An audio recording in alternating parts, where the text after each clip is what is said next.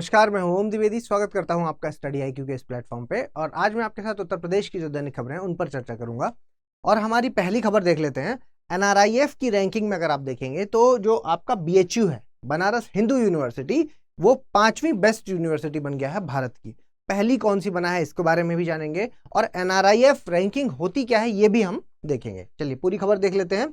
और पूरी खबर के अनुसार आप ये देख पा रहे हैं कि according to the NRIF ranking, ठीक है, अगर आप NRIF रैंकिंग की बात करते हैं तो उसमें जो आपका BHU है ये आपका 5th बेस्ट यूनिवर्सिटी बन गया है, 5वीं बेस्ट यूनिवर्सिटी। अगर आप पिछली साल की बात करें तो BHU है जो वो 6वीं पोजीशन पे था, 6th पोजीशन पर, ठीक है, 6th पोजीशन पर, ठीक है। और इसके अलावा इसी समय में अगर आप कहेंगे तो BHU ने 11th पोजीशन ओवरऑल कैटेगरी में, आप ओवरऑल कैटेगरी में ये 11th पोजीशन पाई है, ठीक है।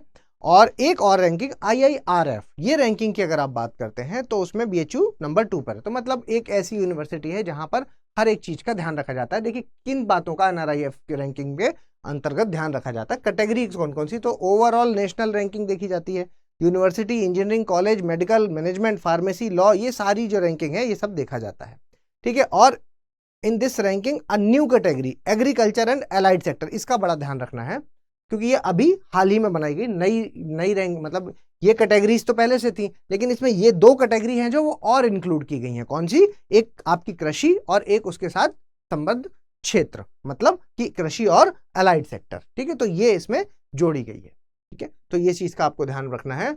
और इसके अलावा ये कौन सी मंत्रालय के अंतर्गत आएगा, तो NRIF रैंकिंग है जो वो रिलीज करता है आपका मिनिस्ट्री ऑफ एजुकेशन, ठीक है, मिनिस्ट्री ऑफ एजुकेशन इसको रिलीज करता है। और अगर आप कैटेगरी की बात करेंगे तो एक तो देखो ये याद रख लीजिए कि यूनिवर्सिटी की कैटेगरी में IISc बेंगलोर, उसके अलावा आप इंजीनियरिंग की कैटेगरी में IIT मद्रास, इसके अलावा मेडिसिन की कैटेगरी में आपको ऑल एम्स आपका दिल्ली वाला, और एग्रीकल्चर और एलाइड सेक्टर जो कि नया है उसमें किसको मिला है, Indian agriculture research institute Delhi वाला, ठीक है, इंडियन इंस्टीट्यूट रिसर्च। ये फैक्ट आपको याद करने पड़ेंगे। एक ये एग्रीकल्चर और एलाइड सेक्टर क्योंकि ये नया है तो इसलिए पूछा जा सकता है। ओवरऑल अगर यूनिवर्सिटी का पूछ लें तो IISc बेंगलोर को प्रथम स्थान मिला है, इंजीनियरिंग के मामले में IIT मद्रास को मिला है, आपके कॉलेज के मामले में मरिंडा हाउस जो कॉलेज है उसको मिला है, मरिंडा कॉलेज को। और उसके अलावा बिजनेस कॉलेज में आपके जो MBA वाले कॉलेज होते हैं उसमें IIM अहमदाबाद को मिला है, ठीक है। तो इतनी चीजें याद रखिएगा। अगला देखते हैं दीदी कैफे के बारे में। दीदी कैफे है जो वो स्टार्ट किया जाए in all municipal cities, Uttar Pradesh के जितने भी म्युनिसिपल सिटीज हैं वहां पर आपका दीदी कैफे है जो उसकी शुरुआत की जाएगी, ठीक है। देखिए दीदी कैफे ये स्टार्ट किया जाएगा 16 म्युनिसिपल सिटीज में स्टेट के, तो 16 डेटा, एक तो डेटा याद रखना है। इसके अलावा this will be done to enrich the women associated with women self help group, जो भी महिला स्वयं सहायता समूह के द्वारा जुड़ी हुई हैं उनको जो है ये एनरिच करने के लिए, उनको उत्थान करने के लिए, उनका एम्पावरमेंट करने के लिए ये है जो काफी कारगर सिद्ध होगी, जो कि किसके अंतर्गत आएगी, नेशनल अर्बन लाइवलीहुड मिशन, राष्ट्रीय शहरी आजीविका मिशन के अंतर्गत ये आएगी, ठीक है। किसके अंतर्गत आएगी, नेशनल अर्बन लाइवलीहुड मिशन, ये याद रखना है। इसके अलावा इसकी शुरुआत कहां से की जा रही है, इस पायलट प्रोजेक्ट की जो शुरुआत है वो बनारस से की जा रही है, तो ये फैक्ट आपको याद रखना है, बनारस से की जा रही है, ठीक है, बनारस से। इसके अलावा अगर मैं इसके एम की बात करता हूं तो देखिए एम क्या है, सेल्फ एम्प्लॉयमेंट की अपॉर्चुनिटी, है ना, सेल्फ एम्प्लॉयमेंट की अपॉर्चुनिटी देना। और आपका किसके एम की बात कर रहे हैं हम, NULM, ठीक है, NULM अभी आपने देखा ना यहाँ पर नेशनल अर्बन लाइवलीहुड मिशन, तो नेशनल अर्बन लाइवलीहुड मिशन की अगर हम एम की बात करें तो यहाँ पर सेल्फ एम्प्लॉयमेंट की अपॉर्चुनिटी और स्किल्ड वेज, ठीक है, एक ऐसी अपॉर्चुनिटी देना ताकि आदमी खुद अपना काम कर सके, सेल्फ एम्प्लॉयमेंट की अपॉर्चुनिटी मिले। और उसके अलावा अगर उसके अंदर कोई हुनर है या कोई भी कौशल है तो उसको उसके बेसिस पर एम्प्लॉयमेंट मिल सके, ठीक है, उसके बेसिस पर उसको रोजगार मिल सके। इसके अलावा जो आपका NULM है, ठीक है, NULM है जो ये लॉन्च किया गया है किसके द्वारा, ministry of housing and urban affairs के द्वारा, कब, 2013 में ministry of housing and urban affairs के द्वारा इसको लॉन्च किया गया, ये फैक्ट आपको याद रखना है।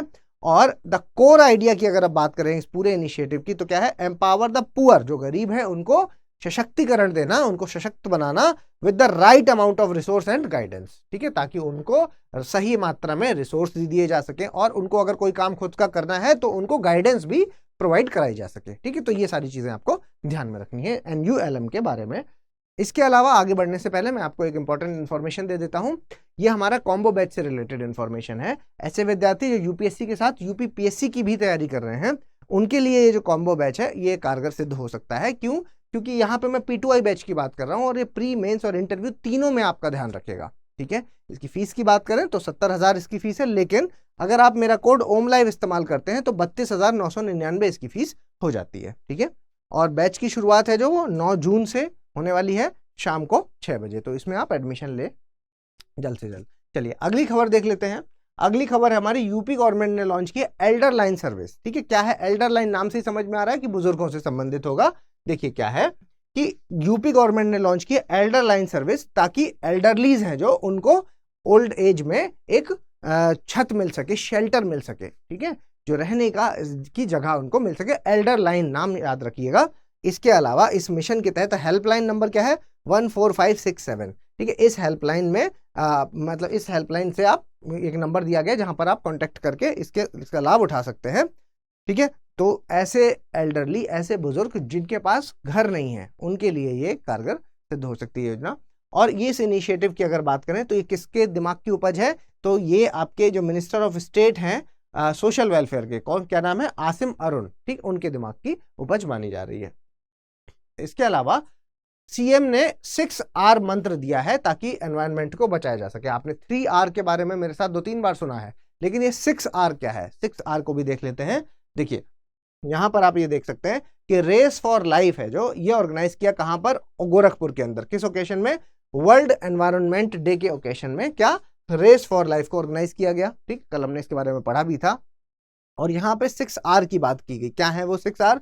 3 तो हमने ऊपर के पढ़े ही है, रिड्यूस, रीयूज और रिसाइकिल। इसके अलावा रिकवर, रीफेब्रिकेट और रिपेयर, ठीक है, ये 3 इसमें और ऐड किए गए हैं। While inaugurating the event, Yogi Adityanath ने एक मंत्र दिया है किस चीज का? 6R का। तो वही 6R, बस ये नाम आप याद रखिएगा कि क्योंकि क्वेश्चन आएगा जो, तो वो इस तरीके से पूछा जा सकता है कि निम्नलिखित में से 6R में कौन सा नहीं है, ठीक। तो ये सभी आपको याद रखने होंगे, रिड्यूस, रीयूज, रिसाइकल, रिकवर, रीफेब्रिकेट और रिपेयर, ठीक है। चलिए अब कुछ क्वेश्चंस देख लेते हैं जिनके आंसर आप कमेंट बॉक्स में बताइएगा। इसमें सही वाला आपको बताना है, जिसमें पहला स्टेटमेंट है कि BHU की रैंक है जो 4थी है, new category of agriculture and allied sector included in 2023 में जो आपका ये 2023 में BHU 2023 में शामिल नई श्रेणी कृषि और संबद्ध क्षेत्र में 4थे स्थान पर रहा है। दूसरा स्टेटमेंट देख लेते हैं, NRIF रैंकिंग 2023 की नवाचार श्रेणी में IIT कानपुर पहले स्थान पर रहा है।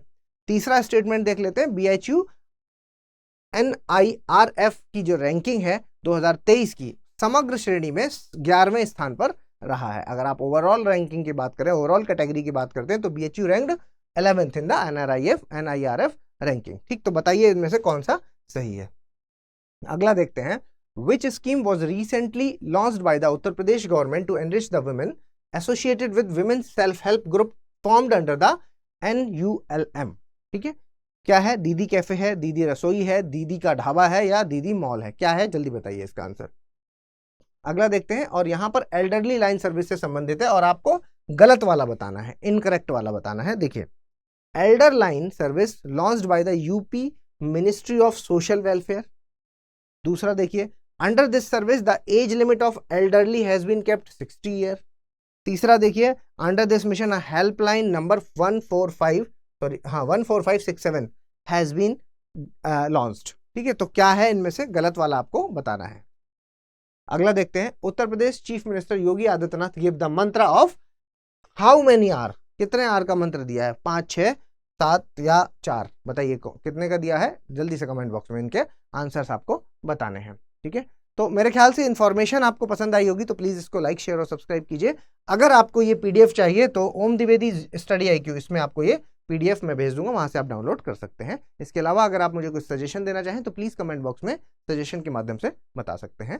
और जल्दी मिलेंगे अपने अगले लेक्चर में, तब तक के लिए धन्यवाद।